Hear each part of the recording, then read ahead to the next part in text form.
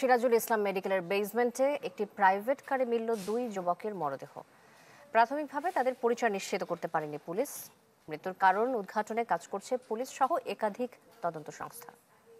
10 August রোববার ভোর 5:40 doctor Sirajul Islam medical college ও হাসপাতাল বেসমেন্ট 2-তে ঢুকছে প্রাইভেট কার। এ সময় গাড়িটির ভিতরে ছিলেন গাড়ির মালিক সৌরভ, ড্রাইভার জাকির ও সঙ্গী মিজান।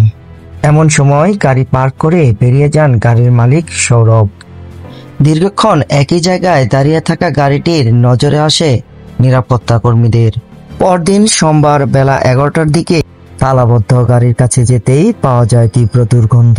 আমি যখন বেসমেন্টে যাই তখন দেখি গাড়ির ভিতরে দুইটা লোক শোয়া। যখন গাড়ির দরজা টান দেই তখন দেখি দরজাটা খুলে গেছে। পরে ভিতরে ডাক দেই যে হ্যালো হ্যালো ভাই, হ্যালো প্লিজ, দেখি কোনো রেসপন্স পাই না। তখন আমি আমার কর্তৃপক্ষকে বলি যে স্যার, গাড়ির ভিতরে এরকম দুইটা লোক পাওয়া গেছে, তারা তো কোনো কথাবার্তা বলতেছে না।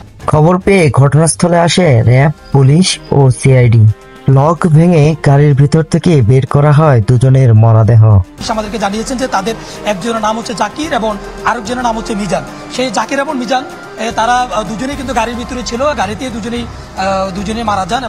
পুলিশ জানায় এটি পরিকল্পিত হত্যা নাকি অন্য কিছু তা জানা যাবে তদন্তের পর।